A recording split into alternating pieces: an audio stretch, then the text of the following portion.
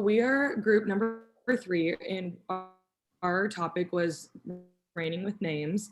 Alexis, Enrique, Jared, Mark, Pete, and Zach are on the call right now. And to start off, Carnegie talked about how much names matter. So the first topic he talked about was Kathleen M. Sullivan. She was a lawyer, and she was one of the first women, or she was the first woman ever to be a name in the partner of a law firm in the top 100 law firms in the United States. So that just shows how important her last name was in the history of law.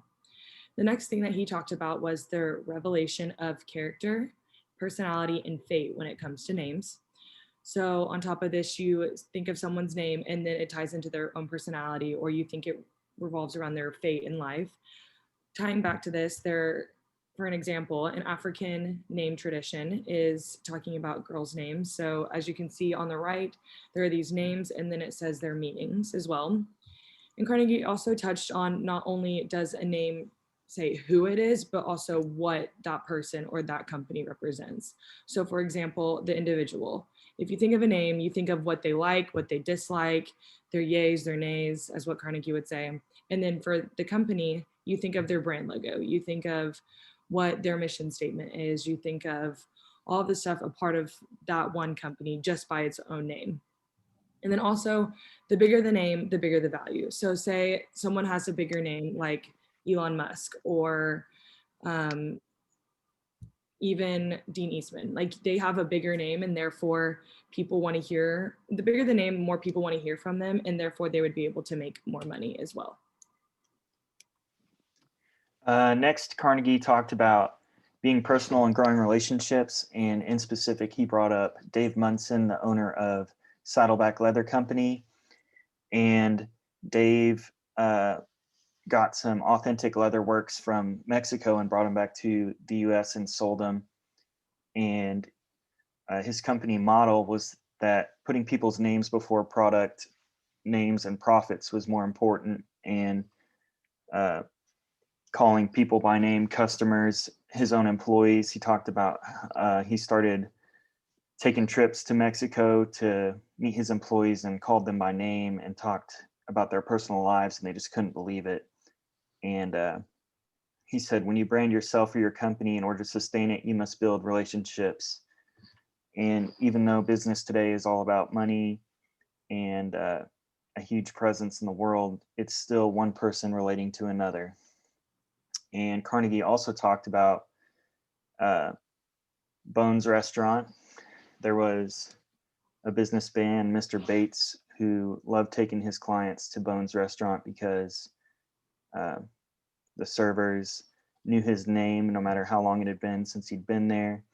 And that changed the game for him on restaurants. So we learned a little bit about how important names are to people. He also talked about some ways to remember names. First one is just to ask how it's spelled, just to get a visual idea in your head so that you can actually see it. Another way is to repeat the name after greeting them. It takes a lot of time to commit something to memory.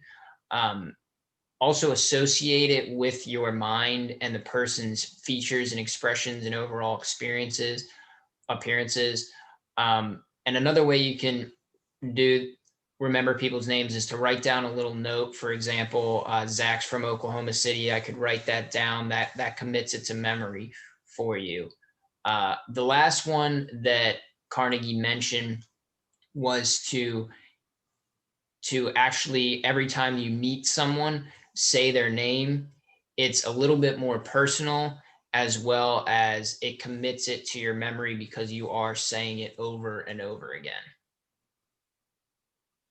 And he also touched on keeping that professionalism when it came to names as well. And so you want to keep it professional in the office, in the workplace, but maybe closer relationships, you'll be able to use shortened versions of names. However, it really depends on what that person prefers, because it is their name and it's the most valuable name or word to them.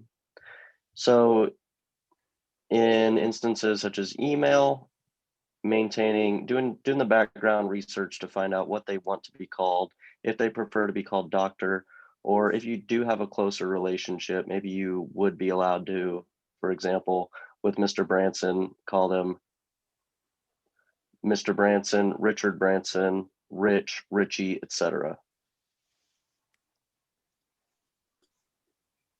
There's also a part where the author, Dave Carnegie, talks about the power of the name and how you want it to be associated with, like either it's in the workplace or it's with your friends. You want every time that someone says or hears your name, link it to the right things and the right values that you believe in. Like for example, whenever you hear the name Steve Jobs or Elon Musk, for example, you always link those names to technology, innovation, and the things that I actually believe. So you want the people in the workplace, whenever they hear or say your name, you want them to feel and think about the values that you represent and that you like. Either it's like hard worker, trustworthy, dependable, or whatever you feel like it. So it's important to have that essence and power in your name. It's like your trademark, and it actually empowers yourself and it empowers what you feel and what you are.